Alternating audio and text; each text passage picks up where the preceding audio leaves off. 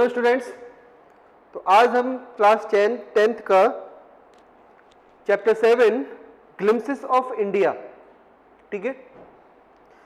Glimpses of India means होता है कि एक तरह से एक व्यू, ठीक है, किसका? भारत का।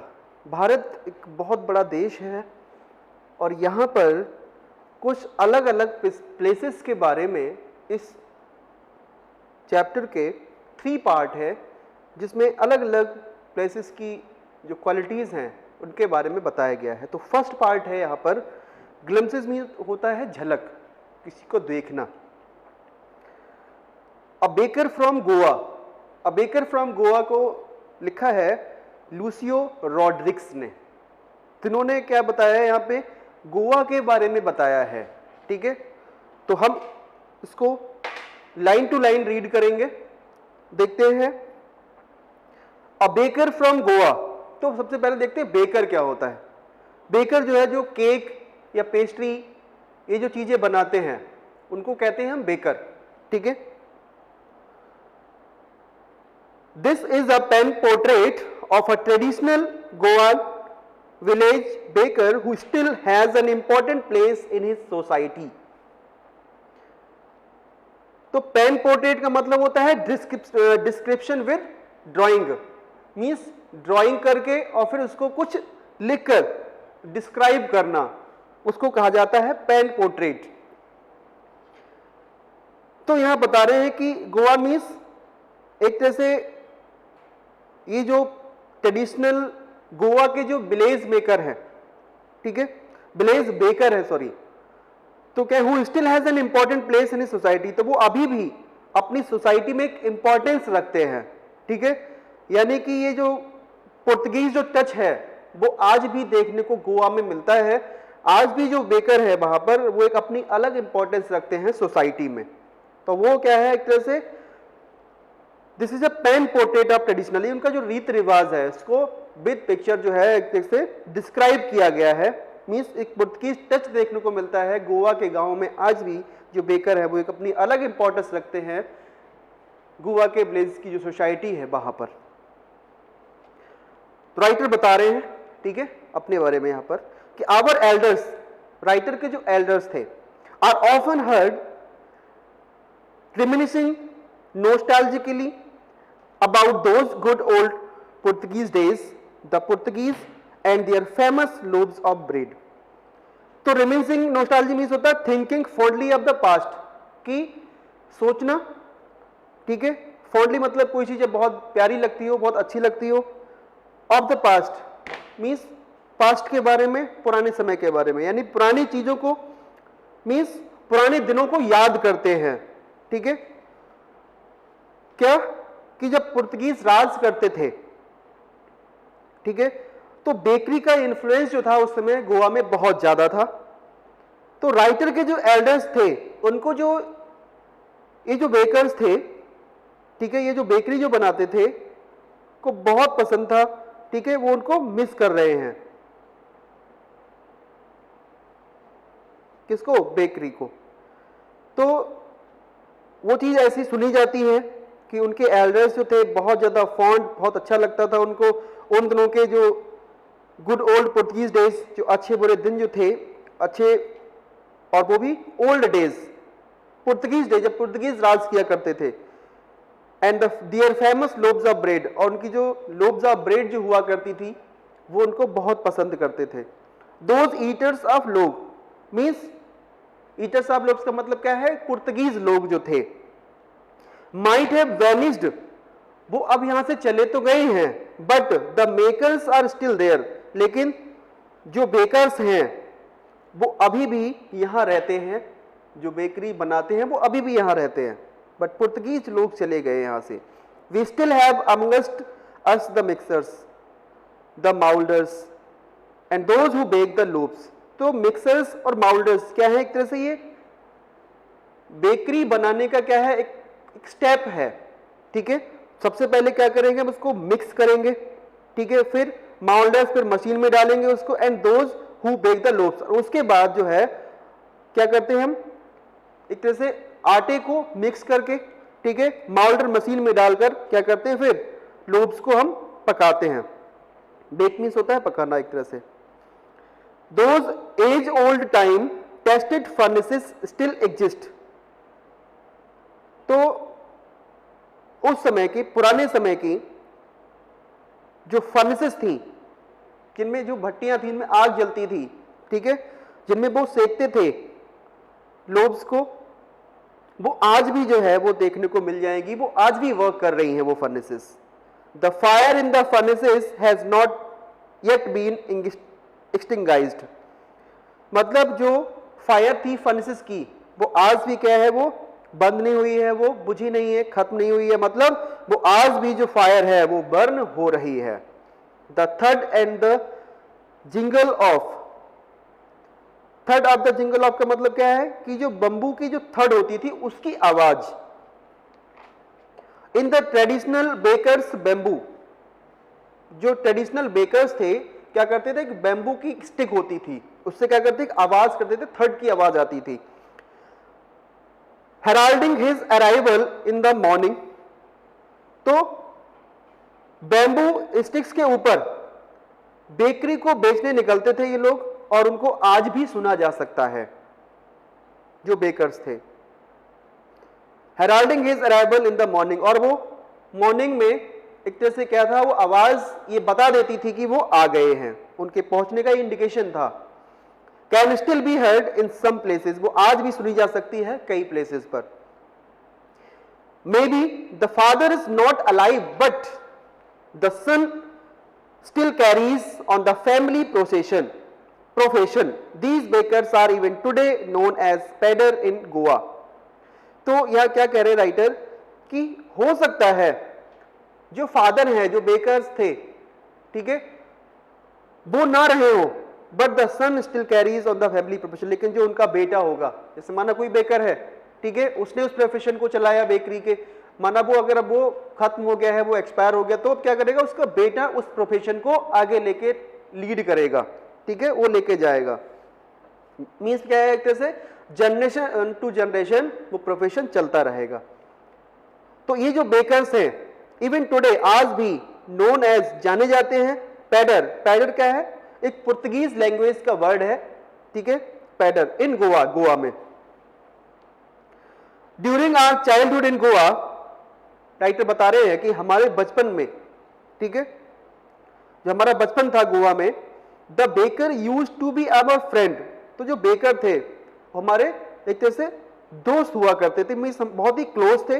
कंपेनियन एंड गाइड, एक मतलब से हमारे गाइड करना हमारे लिए, ठीक है, एक गाइड के रूप में भी थे, हमारे कंपेनियन, हमारे साथी भी थे, एक तरह से दोस्त भी थे वो।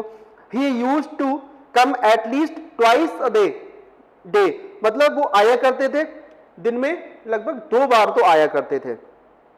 वंस, एक बार, when he set out in the morning on his selling round, और एक बार तो तब जब वो मॉर्निंग में निकलते थे सेलिंग राउंड, ठीक है, मींस अपनी बेकरी को बेचने के लिए जब निकलते थे तो मॉर्निंग में तब आते थे वो। एंड देन अगेन, और फिर दोबारा से, when he returned after emptying his huge basket, जब उनकी बास्केट में जो बेकरी रखी होती थी तो खाली होती थी बड़ी सी बास्केट, तो तब लौटते थे वो। The jingling third of his bamboo, तो जो जिंगलिंग थर्ड मैंने बताया था, बंबू की बनी हुई जो एक तरह से स्टिक जो होती थी, जब एक थर्ड निकलती, आवाज होती थी उससे, तो क्या होता था, बोकस जो जगाती थी हमको फ्रॉम स्लीप, क्योंकि मॉर्निंग में हम तो सोया करते थे, ठीक है। And we ran to meet, और हमको दौड़ने के लिए, उनको मिलने के लिए दौड़ते थे। एंड ग्रीट हिम, और फिर उनसे जाके मिलते थे हम। वाई वॉज इट सो, ऐसा क्यों था कि हम उनसे जाके मिलते थे। Was it for the love of the loaf, क्या हमें जो थी ब्रेड बहुत ज्यादा पसंद थी, ऐसा था क्या। नॉट एट ऑल, नहीं, ऐसा कुछ नहीं था। The loaves were bought by some पैस्काइन और बेस्टाइन। पैस्काइन और बेस्टाइन क्या है, एक तरह से पुर्तगीज वर्ड है, ठीक है, एक तरह से maid servant of the house, जो घर की मेड सर्वेंट होती थी। What we longed for were those bread bangles which we chose carefully. तो जिनसे हम मिलने के लिए बहुत इच्छुक रखते थे, लॉन्ग मीन्स द विश्ड, इच्छा रखना, ठीक है। दोज ब्रेड, उस ब्रेड बैंगल्स को, ब्रेड बैंगल्स मतलब क्या, एक तरह से एक कैनकोनी लैंग्वेज वर्ड है ये ब्रेड बैंगल्स। जैसे बैंगल्स होती है ना गोल राउंड शेप में, ठीक है, तो रिंग शेप की जो ब्रेड थी उसको हमें बहुत ज्यादा इच्छा होती थी, विच वी चूज केयरफुली, जिसको बहुत सावधानी से जो है उसको चूज करते थे। Sometimes it was sweet bread of special make, ठीक है, कई बार तो क्या था, ये बहुत ही स्वीट होती थी ये ब्रेड ऑफ स्पेशल मेक, ऐसा लगता था कि एक तरह से स्पेशली बनाई गई है। The baker made his musical entry on the scene with the झंग झंग sound of his specially made bamboo staff. Staff means होता है एक तरह से स्टिक। तो जो बेकर थे वो एक तरह से अपनी म्यूजिकल एंट्री, ठीक है, उनकी होती थी on the scene with the झंग झंग, मतलब एक झंझंग की आवाज जो थी, एक स्पेशल साउंड निकलती थी कहां से, बैम्बू स्टिक से, जब वो आते थे तो उसको बजाते थे वो। One hand supported the basket, मतलब एक तरह से स्टिक होती थी इस तरह से लगी हुई, और सब नीचे साइड में क्या था, एक बास्केट लगी होती थी, ठीक है, उस तरह से। ऑन हिज हेड, उनके सर पे, and the other banged the bamboo on the ground, और एक जो था एक बैम्बू ग्राउंड की ओर टच होता था, ठीक है, जिससे वो आवाज करते थे। He would greet the lady of the house with the good morning, जब वो मॉर्निंग में निकलते थे अपनी ब्रेड को बेचने के लिए, तो घर की जो ऑनर होती थी, जो लेडी होती थी, उसको किस तरह से विश करते थे, वो गुड मॉर्निंग बोलते थे। And then place his basket on the vertical bamboo, और फिर क्या करते थे वो अपनी बास्केट को मीन्स कहाँ रखते थे, वर्टिकल बंबू यानी जमीन पे रख देते थे, अपनी जो बैम्बू जो स्टिक होती थी लगी हुई। We kids be pushed aside, हम जो तो बच्चे हुआ करते थे इसमें पे तो क्या करते हैं हम, पुश, हमको एक साइड कर दिया जाता था धक्का देकर, पुश करके, विद द माइल्ड रिब्यूक, और हमें जो बड़े लोग थे वो धक्का देके क्या करते थे, हमें डांटते भी थे। And the loaves would be delivered to the servant, और जो लोब्स जो ब्रेड हुआ करती थी वो किसको दे दी जाती थी, जो घर की जो मेड सर्वेंट होती थी उनको। But we would not give up, लेकिन हम नहीं छोड़ेंगे, क्यों, क्योंकि हम तो मिल नहीं पाए अभी, वो सर्वेंट को दे दी, और हमें मिलना था किससे, जो वेकर जो आए थे। तो क्या करते थे हम, we would climb a bench और पारपेट, पारपेट कहते हैं ना कि घर की जैसे एक बाउंड्री वॉल जो हाइट में कुछ जो है शॉर्ट है, ठीक है, एंड पीप, और झांकना वहां से, इनटू द बास्केट, हम दीवार छोटी होती थी घर में उसके ऊपर झांक के देखते थे, किसमें, बास्केट में, समहाउ कैसे भी करके देख लेते थे हम। I can still recall the typical fragrance of those lobes, तो मैं आज भी पहचान सकता हूं उस टिपिकल जो फ्रेग्रेंस मींस सेंट, जो खुशबू आती थी, दोज लोब्स, उन ब्रेड से। लोब्स फॉर द एल्डर्स, जो बड़ी शेप की जो थी ब्रेड, वो बड़े लोग जो हमारे घर के थे उनके लिए। And the bangles for the children, और जो बैंगल शेप में जो रिंग शेप में होती थी वो बच्चों के लिए होती थी। Then we did not even care to brush our teeth और वॉश आवर माउथ प्रॉपरली, और क्या करते थे हम, और जब हमें ब्रेड मिल जाती थी, ठीक है, तो हम क्या करते थे, हम अपने टीथ की, मतलब हम ब्रश करना टीथ को, उसकी केयर भी नहीं करते थे, या फिर अपने माउथ को प्रॉपर तरीके से वॉश करना वो भी नहीं करते थे हम। एंड वाई शुड बी, तो वाई शुड बी मतलब हम ब्रश क्यों करें। Who would take the trouble of plucking the mango leaf for the toothbrush, means पुराने टाइम में क्या होता था कि कुछ ट्री होते थे, उनकी एक स्टिक, उस वुड से हम क्या करते थे, पेस्ट किया करते थे। तो आज की तरह जो टूथपेस्ट होता है वैसा नहीं था उस समय पे, कुछ ट्रीज थे, जैसे नीम हो गया, ठीक है, बबूल हो गया, या फिर यहां बताया है कि किसको इन्होंने, मैंगो लीफ, ठीक है, तो उससे हम क्या करते थे, उसमें टूथ जो है वो अपने टूथ को क्लियर करते थे, एज ए टूथब्रश यूज करते थे हम, ठीक है। तो यहां बता रहे हैं कि हम इतना ट्रबल क्यों करें, इतनी परेशानी क्यों उठाए मैंगो लीफ को तोड़ने में, ठीक है, टूथब्रश करने में। And why was it necessary at all, तो ये सारी चीजें इतनी जरूरी क्यों हैं, पेस्ट करना, मुंह को धुलना, ये सब चीजें जरूरी क्यों हैं। The tiger never brushed his teeth, जो टाइगर होते हैं वो तो कभी अपने टीथ को ब्रश नहीं करते, hot T could wash and clean up everything so nicely after all. जो हॉट टी होगी वो क्या करेगी, क्लीन अप कर देगी एवरीथिंग, हर चीज को, सो नाइसली, बहुत अच्छी तरीके से। After all marriage gifts are meaningless without the sweet bread. अब यहां पे बताया है ब्रेड की इंपॉर्टेंस के बारे में बता रहे हैं यहां पर राइटर जो है।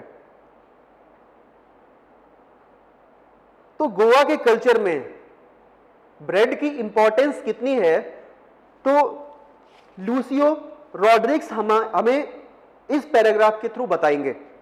Marriage gifts are meaningless, marriage की जो गिफ्ट है वो एक तरह से मीनिंगलेस है। कैसे, without the sweet bread, sweet bread ना हो अगर तो क्या है, मैरिज गिफ्ट क्या है, मीनिंगलेस है। Known as the bol, bol को कहा गया है स्वीट, ठीक है, स्वीट ब्रेड टाइप है, एक तरह से इसको कहा गया है बॉल। Just as a party or a feast loses its charm without bread, एक तरह से पार्टी या फिर कोई फीस्ट जो क्या है, कोई भी कैसा फेस्टिवल हम कह सकते हैं, एक तरह से फीस्ट, कोई पार्टी है, कोई फंक्शन है, वो उसकी चार्म एक तरह से बिल्कुल खत्म हो जाती है अगर वहां ब्रेड ना हो तो। Not enough can be said to show how important a baker can be for a village, ये कहना पर्याप्त नहीं हो सकता कि वो दिखाते थे इंपॉर्टेंट, कि कितनी इंपॉर्टेंट है, कितनी जरूरी है कि बेकर हो सकता है, can be for a village, कि एक गांव के लिए एक बेकर जो है वो होता था, एक तरह से हो सकता है। The lady of the house must prepare sandwiches on the occasion of her daughter's engagement, जो लेडी होती थी घर की वो बनाती थी किसको, सैंडविचेस को, कब, जब उनकी डॉटर की एंगेजमेंट होती थी उस समय पे सैंडविचेस को बनाती थी वो। केक्स एंड बोलिनाज are a must for Christmas as well as other festivals. तो बोलिनाज क्या है, गोवा की कोकोनट कुकीज, एक इसका बेकरी प्रोडक्ट है ये कोकोनट कुकीज, इसको बोलिनाज कहा गया है, जो क्रिसमस या फिर अदर फेस्टिवल्स पे भी बनाई जाती थी। दस इस तरह से the presence of the baker's furnace in the village is absolutely essential. तो हम कह सकते हैं इस तरह से कि जो बेकर्स की जो फर्नेस थी, जो बेकर थे उनकी जो फर्नेस होती थी विलेज में, वो कितनी इसेंशियल थी, कितनी इसेंशियल है आज भी, कितनी जरूरी है। द बेकर और ब्रेड सेलर, तो जो बेकर थे या फिर ब्रेड सेलर जो थे ऑफ दोज डेज, पुराने दिनों के, हैड अ पेकुलर ड्रेस। अब यहां पे उनका अपीयरेंस बताया है, किस तरह का ड्रेसअप पहनते थे वो। हैड अ पेकुलर मतलब typical dress known as the कबाई, तो जो ड्रेस पहनते थे उस समय पे, उस समय के लोग जो बेकर या फिर ब्रेड सेलर जो होते थे वो कबाई, उनकी ड्रेस जो थी। कबाई क्या एक पुर्तगीज लैंग्वेज का वर्ड है, ठीक है। It was a single piece long frock reaching down the knees, तो ये एक तरह से सिंगल पीस फ्रॉक था और वो घुटनों तक जाता था, ठीक है, ऐसी ड्रेस होती थी। इन आवर चाइल्डहुड, और हमारे बचपन में राइटर बता रहे हैं कि हमारे बचपन में we saw bakers wearing a shirt and trousers, और हमने अपने बचपन में क्या देखा, बेकर जो थे वो पहने हुए होते थे क्या, एक शर्ट होती थी एंड ए ट्राउजर, और ट्राउजर पहने हुए होते थे विच वर शॉर्टर, जो छोटे होते, देन फुल लेंथ, पूरी जो लेंथ होती है पूरे पैर की उससे क्या था कुछ short, ones and longer than half pants, एक तरह से हाफ पैंट से क्या है कुछ लॉन्ग, कुछ ज्यादा। इवन टुडे, आज भी, anyone who wears a half pant, और आज भी अगर कोई हाफ पैंट पहनता है गोवा में, बता रहे हैं वहां के बारे में, which reaches just below the knees, और जो कहां पहुंचता है, नीज तक, नीज के नीचे तक। इनवाइट्स द कमेंट, तो उनको एक कमेंट किया जाता था, बोला जाता था that he is dressed like अ पैडर, पैडर मतलब बेकर, कि उसने जो ड्रेस पहनी है वो किस तरह से पहनी है, जो बेकर पहनता है, बेकर पहनता था। The baker usually collected his bills at the end of the month, तो जो बेकर जो लोग होते थे जो मॉर्निंग में ब्रेड दे के जाते थे, तो वो कलेक्शन कब करते थे अपनी मनी का, तो उनके जो बिल होते थे at the end of the month, month के बिल्कुल एंड में आते थे कलेक्ट करने के लिए। Monthly accounts used to be recorded on the some wall in the pencil, in pencil, तो घर की जो दीवारें होती थी, तो घर के लोग क्या करते थे, उस अकाउंट को, जो मंथली अकाउंट होता था, उसको रिकॉर्ड जो होते थे वो पेंसिल से दीवार पे लिख दिया करते थे।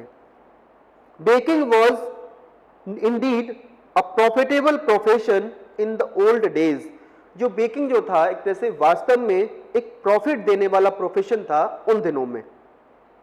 The baker and his family never starved.